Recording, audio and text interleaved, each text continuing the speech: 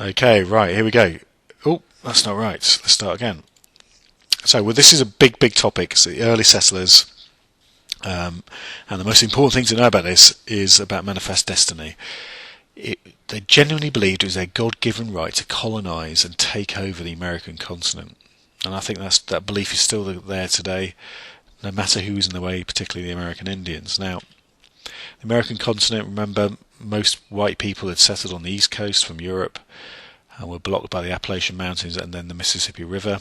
And then on the west coast, much smaller numbers. Really, in the whole middle of that continent was plain Indians and those big mountain ranges of the Rockies and the Sierra Nevadas. Now, there's four groups of people we're going to look at. First of all, the mountain men, then pioneers, then gold miners, and then Mormons.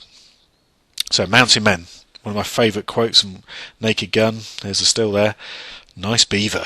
Why did they go west? Well, because fur was incredibly fashionable, particularly in Paris, and obviously the price of fur increased for beavers and bears, etc. So men went up to the mountains in the west and started shooting these animals. So huge amount of money to be made. Problems they faced, well, it was very harsh climate. Obviously out at altitude, big snow drifts, very cold. Attacks by wild animals were common, like bears. Their relationships with the Indians were mixed. Some Indian tribes obviously just shot them or attacked them straight away. Other ones actively encouraged them because they married Indian women. But generally, there's a lot of problems, primarily the isolation, away from middle of nowhere. Nobody had ever really been there before, and they weren't sure if they were coming back. The solutions were they really adapted to their environment. They almost became like Indians themselves. Some of them even carried tomahawks, married Indian women. In order to trade, they met up occasionally, something called a rendezvous, and they traded their goods, they bought new supplies, they often got really, really hammered for a few days, and that was it. It went back up to the mountains. Now, their impact was quite important. They brought guns to the Indians, they brought alcohol, and some Indians became dependent on white Europeans. But more importantly, they opened the trails through the mountains. Now, pioneers, they're a different group of people. Remember, these were primarily farmers from the east who wanted to go to places like Oregon and California in the west. So they weren't really stopping, they were just travelling through, and they often travelled in quite big groups. Now, why were they going west now? It's broken into two factors. First of all was the push factor. In 1837 there was a big economic depression. The price of wheat and corn went down quite a lot, so a lot of farmers went bust. And strange as it may seem, they felt very, very crowded in the west, and they wanted new land in the west. So what was pulling them was basically land, and also was stories of success. News was filtering back about California. That's still the case today. California is a place where people dream to go. What problems they face? Well, huge amount. Primarily, they weren't really they weren't hard like the mountain men. They were just like you and me. The weather. The extremes of the weather, so they normally left in about April. The distance was about just under 4,000 kilometres, so huge, huge distance to travel across. The Indians would attack them occasionally. They had to get across the two mountain ranges of the Rockies and the Sierra Nevadas. Disease was common, they often got lost, like the Donner Party famously, and obviously had to resort to cannibalism and things like that. So the journey itself was very, very dangerous. Really, really dangerous. Now, how did they solve the problems? Well, they travelled together in groups. And that was the main thing. They obviously built their prairie schooners, so they took everything they needed, particularly ammunition and weapons, but very rugged and determined people, and obviously the belief in manifest destiny helped that. They went to a variety of jumping off towns in the Missouri River. They'd stock up with goods, get the bridge across, and then literally just go for it, to try and get there as quickly as possible. Take everything they needed. Their impact was quite small. I mean, as I said, they were just travelling through, and occasionally they did come across Indians who didn't really like them. Okay, miners, the next group. Now, why did they go west? Well, gold, in one word. Gold, remember, was discovered in January 1848 by James Marshall and the sawmill on the American River. And eventually news filtered back east, so by the end of the year in 1848, it was in the New York papers. Basically, this started a gold rush. So people literally left their jobs and went west to California. Now, the problems they faced were a lot. Primarily, by the time a lot of them had got there from the east, a lot of the good sites had been taken, or the surface gold had been dug up, and the mining towns were very, very quickly constructed. So disease spread very quickly. There was a lack of clean drinking water, and there was no real law and order. So, murders were common, justice was swift, theft was common. Obviously, you had a combination here of young guys, quite a lot of money, a lot of alcohol. There was a huge amount of saloons and pubs, and inevitably there was violence. And one of the biggest violent problems was ethnic minorities. A lot of Chinese there, a lot of Mexicans came over, and this caused a lot of conflict between the different groups. A lot of Chinese were there building the railroad, and obviously they just thought, why would I bother doing that for $1 a day? I'll go make $1,000 a day digging up gold. How do they solve their problems? Well, they came up with something called the mining code. So they had their own justice system, a bit like the vigilantes later on. Their impact was, environmentally destroy the areas what they were mining, but more importantly, when they'd had enough on the way back east, they stumbled across other gold sites, particularly in the Black Hills and places like that were sacred to the Indians. Okay, so the Mormons, you could have an E question, one of these knowledge questions like this. So what problems did the Mormons face? How did they deal with them? Now again, remember, level 4 is ranking them or linking them together.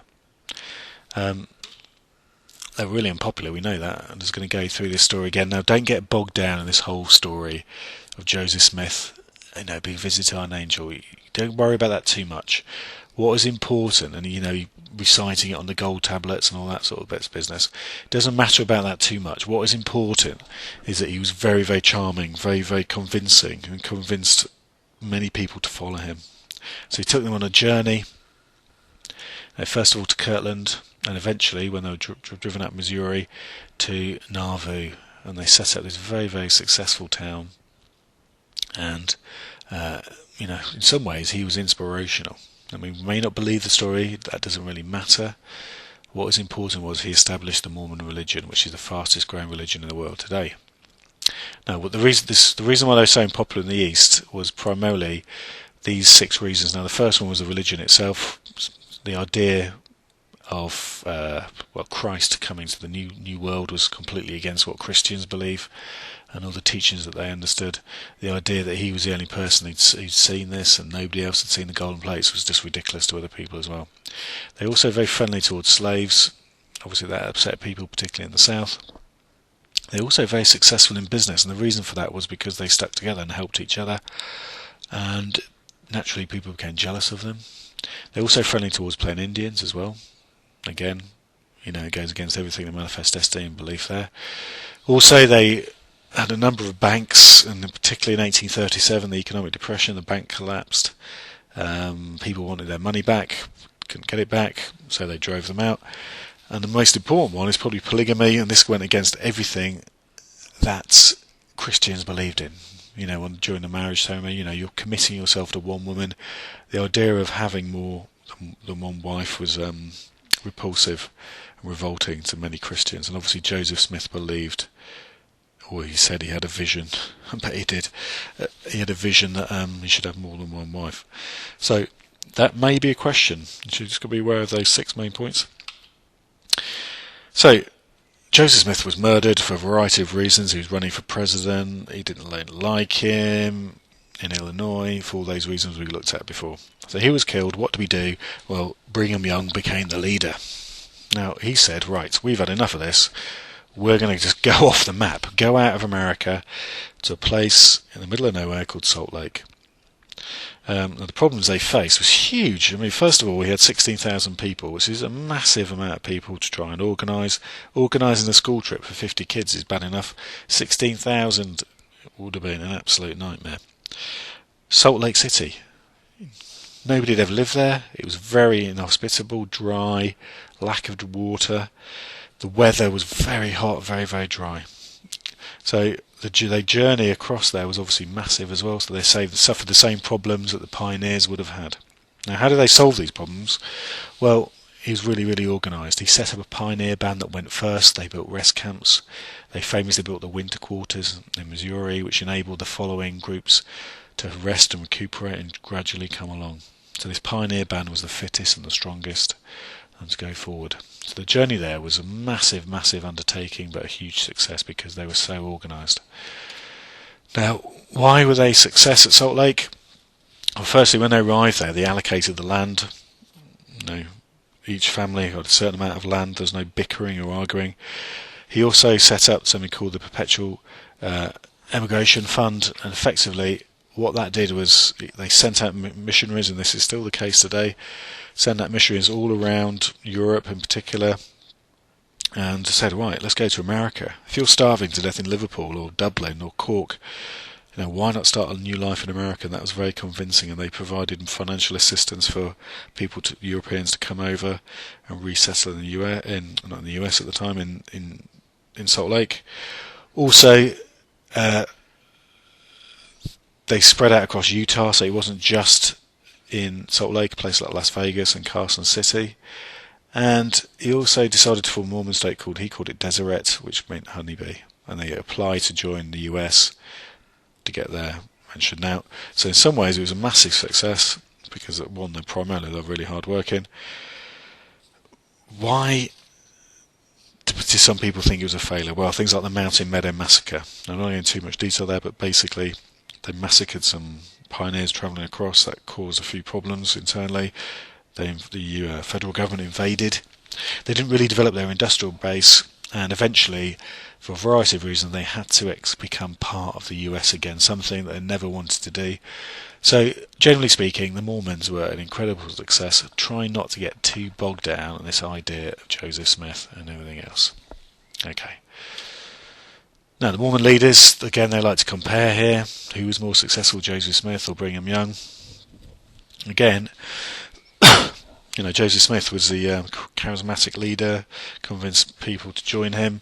However, he was vain, arrogant, and in the end, obviously, people didn't like him. Brigham Young was incredibly organised. He still believed in polygamy himself. He was certainly not perfect, but really established what we'd know as a modern-day Mormon church. Right, that's a very long clip. Let me just